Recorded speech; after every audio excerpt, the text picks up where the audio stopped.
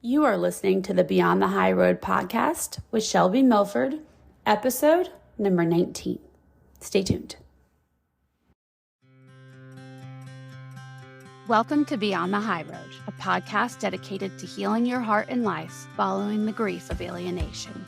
I'm your host, Shelby Milford, a twice-certified life coach specializing in post-traumatic growth. I'm also a target parent who felt like my identity in this world left me on the very same day that my sweet child did. After hitting my emotional bottom, I devoted the next 6 years to research and personal growth.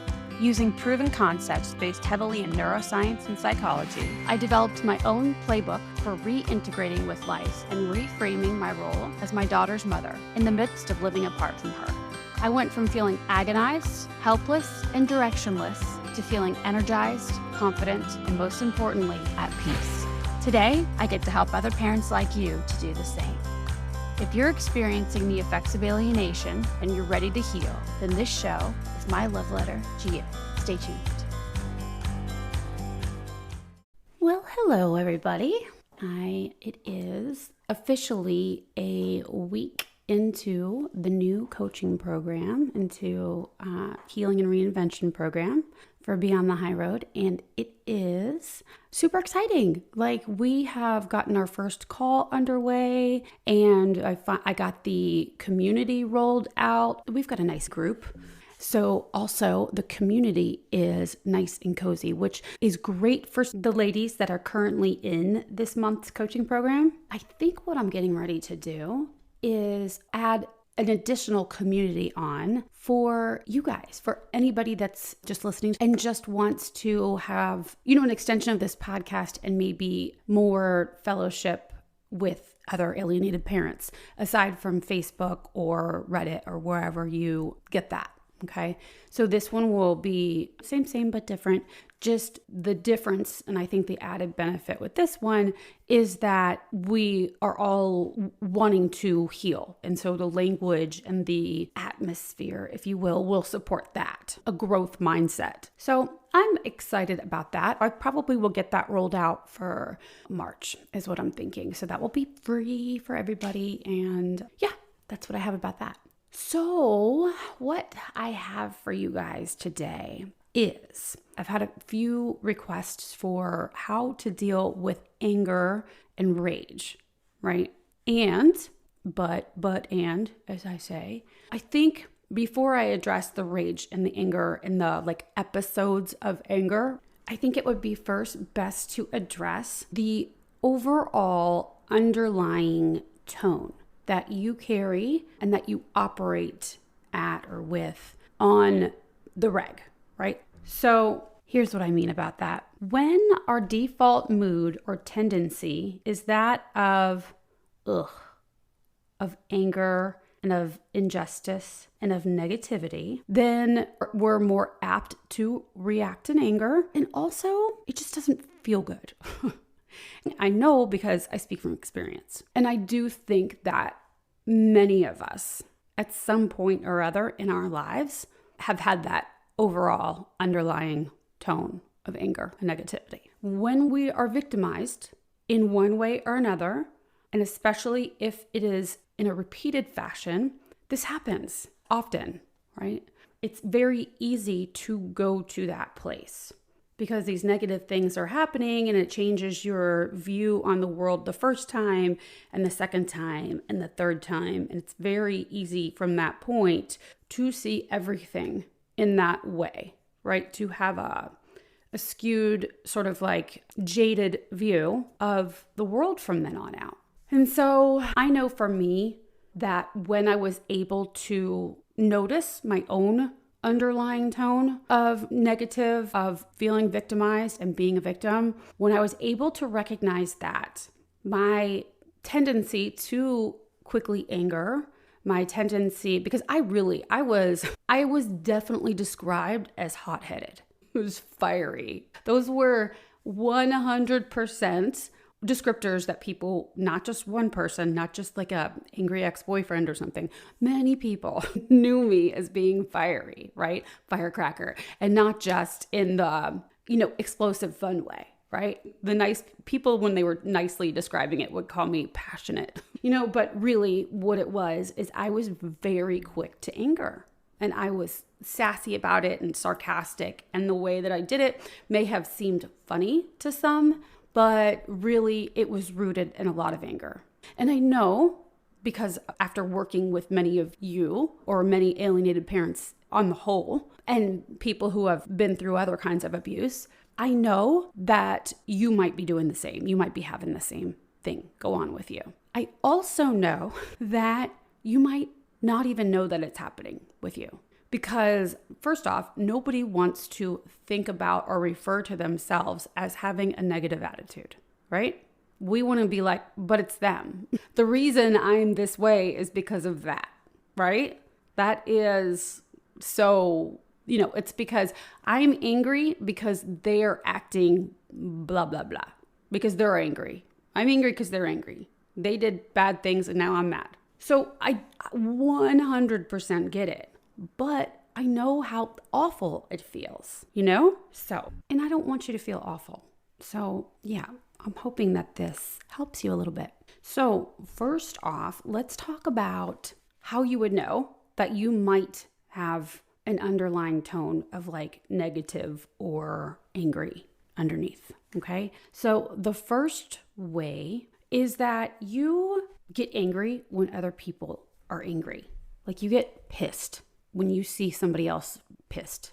Like when you see somebody throw a fit, I don't know why this is coming to mind right now. This is so long ago. I was just trying to think of like a fit of anger on TV. And so the first thing that came to my mind was like, do you remember John McEnroe? I'm probably dating myself right now. But John McEnroe was, if you don't know, he was a tennis player. What he was known for, aside from being a great tennis player, is throwing adult fits on the tennis court. He would just freaking fly off the handle. And sometimes it was funny, but other times he would be like, yelling at the ref or is that what they're called there? The refs? I'm trying to think of tennis. I used to play tennis. Anyway, he would just be yelling at the official that was calling the shots, right? He would get like really angry. And when I would see somebody get that angry look on their face, I got angry. I would get like that feeling in my stomach, like, ugh. And so I was getting angry at him for getting angry, which is ridiculous, right? But this is what we do. So if you do that, right? And by the way, this is including but not limited to. I'm sure there's other examples, but these are just a few that might help you to realize if this is going on for you. And the reason, let me just back up a little bit. The reason why I am offering these to you is because I don't want you, like I was saying, I don't want you to feel miserable. And if you are having a tough time, if you're having trouble feeling like just crappy all the time, I want to help you with that, right? So it's not to it's not to point fingers or it's not to anything. It's just more because I want you to not struggle, right? To not suffer any more than you have to. Okay, enough said. So if you get angry at people that are getting angry, and if you see, like I was describing, you see that angry look on somebody's face, and then you get angry too, that's one. Another one is if you are easily upsettable, easily offended, or like, if somebody gets mad at you while you're driving and then you get mad right back, but like there was nothing, if you really think about it, they're mad at you they think you cut them off, but then why be mad back? It doesn't make sense, right? When you're thinking about it logically, like, oh, easily getting rattled. So that is another hint. Easily rattled, mad when other people get mad. Another one, and this is one that I know all of us can relate to, is when we think that the other person that is wronging us is negative and we're just want to put all the blame to them. I'm only acting this way and I'm only angry and I'm only bitter because of them. They're the negative one. They're the toxic one. So that is another indicator that you are thinking negatively, okay? Because the work here is getting to the place where you are not easily rattled. The objective is rediscovering your own power, okay? And your power, just in case you need the reminder, is not anywhere outside of you. It is inside of you, okay? I know this may be known, but I need to stress this.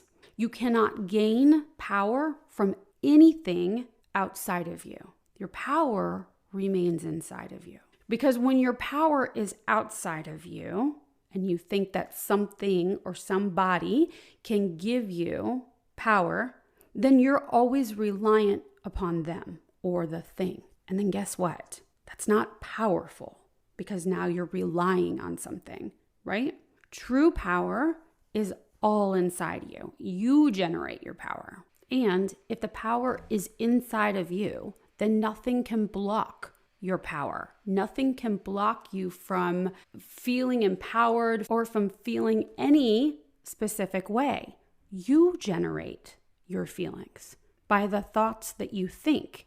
And I know that people can make this job maybe more difficult for you, right? Like, for instance, the alienator can do things that make it very, very challenging for you to generate thoughts that create the feelings that you want. And the alienator can make it very, very difficult for you to remember where your source of power is, for you to harness that power.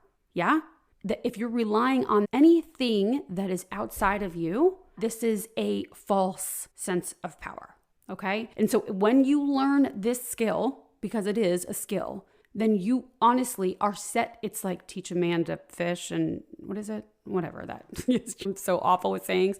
But teach a man versus give a man a fish and he eats for a day. That's what it is. Give a man a fish and he eats for a day. Teach a man how to fish and he never goes hungry or whatever. Same. If we're constantly getting our power from material things and from money and from what people do and how they act, and I feel empowered or I feel happy or I feel whatever the feeling is you want to feel because so-and-so did such and such thing, then this is not a true source of any of those feelings for you. This is relying on something else to cause you to feel certain ways. And so what I want to help you to become proficient at is generating whatever feeling you want, no matter what anybody else is doing. This really is what catapulted me into healing, is this very concept. And all of my other concepts are based off of this. Okay. So I know though what it might sound like when you're in a closed space and when you're in an angry space, you're like, God, yeah, sure. That sounds lovely, but how am I supposed to think that I can just be happy all the time while the alienator's over there and they have my kids? I'm not saying that. You can still, you can do whatever you want, as I always say, but you can not like something and you can generate that feeling for yourself. You can know that you don't agree with something that somebody does. But when that starts to take over you and you're not choosing it and then they are causing your feelings, it's a whole different ballgame. Then they are haunting you, the other person. You're allowing that person to haunt your life. Okay? And I know this again because I speak from experience. So when you're allowing other people to actually affect you on the inside, and like I said, I still am working with this. And what I do now is shorten the time span of my suffering, okay? Because I know what that road ends like, and I know that it doesn't do well for me. I don't like that feeling. I can decide that I want to think that I don't agree with XYZ, okay? But I am in control of that. When I am not only in disagreement, but am allowing them to control that situation, that circumstance, to control how I feel without me being conscious and taking control of that, that is where suffering is. Okay, I just went off on a tangent. I'm going to go back on task now. But anyway, your power comes from within you, okay? So this is where like the secret of life really truly is. And so that's really the whole point of every single episode that I'll ever do, right? Is that we want to take back our power. We, through all of the things that have happened, we've sort of lost that. Or maybe we never even truly harnessed our power because we were not ever taught how to do that. And that is okay. Most people are not taught. So back to where I was. The other way that you can know that you have an underlying negative tone or angry tone is if you get like easily like perturbed and you think that you know how to do everybody else's life, right? Like if you're judgmental, and sometimes you won't notice it, but you'll notice how you feel inside when people inconvenience you, okay? Like if you feel inconvenienced by other people a lot, then this is an indication that this might be going on with you, that you might have a negative undertone, okay? What I'd like to express to you is that when we are in judgment of other people, and we are human, we're all going to judge. But you can actually retrain your brain so that you don't. I think I've mentioned this before on this podcast. Anytime we go into judgment, we will end up in a shame cycle, right? I know that I've said that before here because judgment spurs more negativity. And here's the thing to remember about that.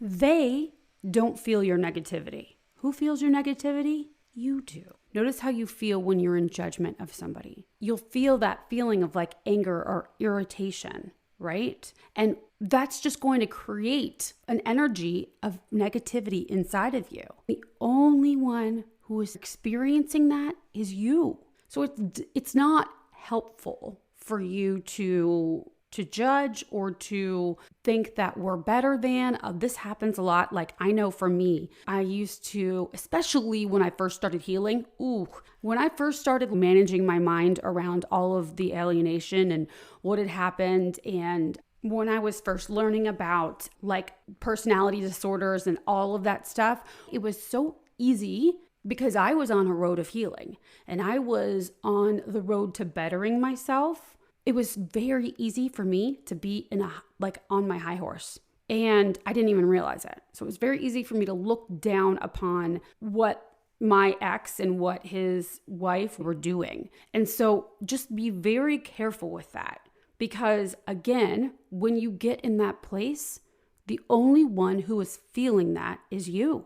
I was the only one that was feeling that, and that put me into a different kind of misery. That put me into a place where I just felt constantly like irked, irritated, higher than, like wanting to make it known how crappy they were. You know what I'm saying? And so it was I wasn't feeling as powerless. It was a fake power that I felt, and it was equally as negative. Okay. You can be in the judgment with, other people in your life too. Right. And so it's good. It's awesome that we're like, wanting to heal and like you're wanting to better yourself, right? You're wanting to become an evolved version of you. And I think it'd be super helpful for you to also remind yourself that because you are becoming better doesn't mean that I am this way and they are this way.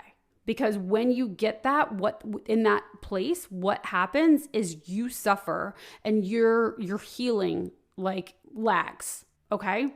So we're never better than somebody, like in relation to somebody else. It's doing something from within for you so that you can become whole and you can feel empowered, right? That's the place where you start to soar. Okay, that's the place where the negativity lifts, okay? And almost it feels effortless. So coming and bettering yourself and evolving yourself and wanting to grow, just when you're doing it from a place of not focusing on what everybody else is doing, but you're doing it from yourself, for yourself, this is when it becomes sweet. This is when you start to really, it becomes weightless. Okay. So that's what I have to say about that. So the best way to, if you feel stuck in it, and even the explanation about where your power comes from and all of that isn't working, and you still feel like low grade, always irritated with other people, and especially like, a particular person like your ex, let's say you're spinning about the same stories over and over. We're doing this in the Healing Reinvention program right now. in the monthly coaching program. You want to take the same stories that you've been telling yourself over and over and that like haunt you, the ones that you just like when you see somebody, whether it's your ex or whether it's somebody else that you just dislike, right? And you see them and you're just like, oh, they're just toxic. I just don't like them. All of that, right? Anytime the person comes up or you think about them, this one story like plays on repeat as if everything in that story is a fact. What you want to do there is actually separate your story, what your narrative is, from the actual facts of that story, of that time. Something that like you could put into a police report or you could say on the stand and it would be fact, like a third party would also agree with whatever statement. No opinions, no nothing. Okay. Kind of like think of it as like a, I'm going to date myself again here, but like a see Bob run, right? See Jane jump. Same as that. Very, very bland and to the point.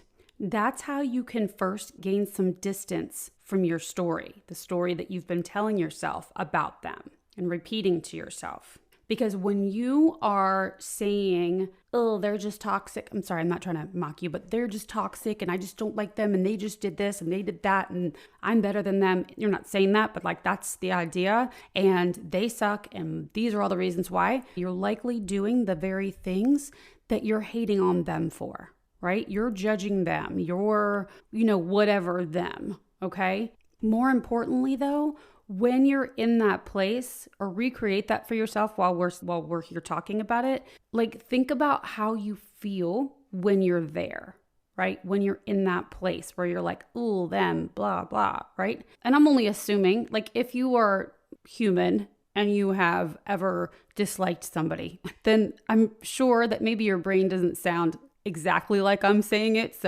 But I'm only assuming that similar type of talk goes on in your head. Okay.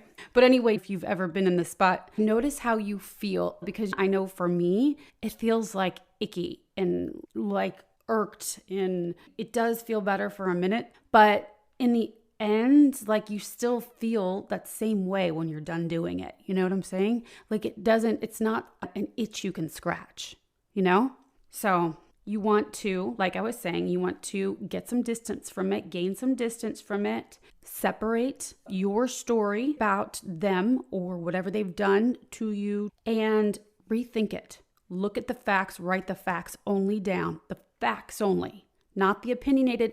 If here's the deal, if whatever you've written down feels negatively charged, go back and try to do it again. If you need somebody to help you, like a friend, somebody that you trust, ask them, an impartial person, how would you word this so that it was completely the feeling, the emotion was taken out of this? And again, this is not so that you can excuse what they're doing or that you are condoning or that you are lying down and being walked over. None of that. In fact, it's the opposite. What happens when you distance yourself from the story? You become indifferent to it. And so they're not affecting you as much, the person. And then you feel, in turn, less angry and less negative. So it has nothing to do, and they never have to know. This exercise is so that you stop feeling the effects of anger or negativity that you might still be harboring, okay? And then from there, once you separate your story from the facts, rethink it, then you can decide on a new story, or you can just decide to drop the story completely.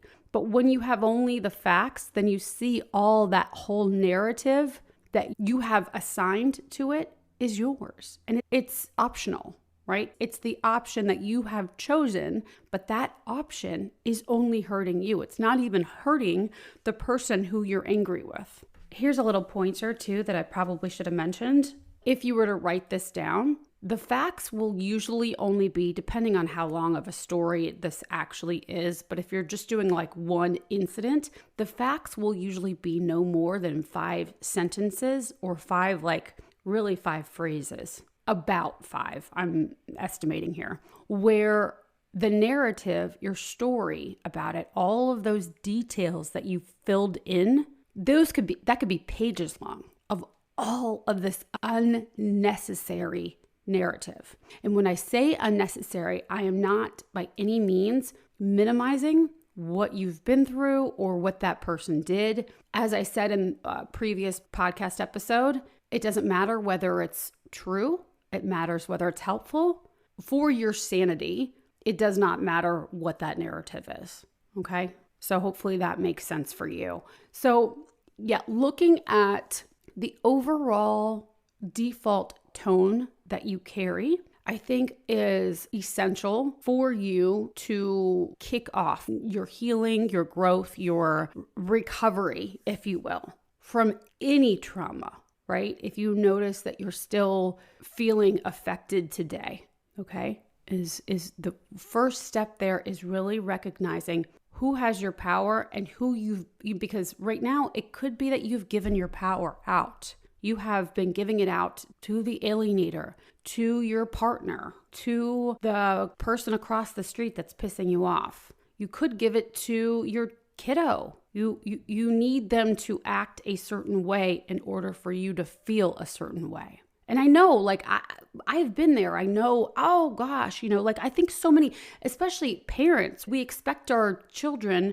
to act a certain way because that's just how we've been brought up to be. The thing is this is not, it's number one, it's not unconditional love, but it's also not a powerful place to live. Because then if we're relying on them to do something or say something or be something, then we're stuck waiting and we're stuck in a victim mode. So if you notice any of those things going on, I think it's just a really, really helpful tool. And I know it's one of those a bigger, more jagged pill to swallow, right? To have to look inward to start finding the healing. But I promise you, it is the most freeing work you will ever do. Okay. I love you guys. And I will see you next week. Thanks so much for listening today, guys. I'm honored that you chose to share your time with me. If you like what you've been hearing and you want more, come join me in the new monthly membership, where we take the concepts that you hear about here and using a logical framework, you learn to apply them to your specific situations, upgrading your thoughts and your life, even while experiencing the grief of alienation. For more information, go to beyondthehighroad.com. See you soon.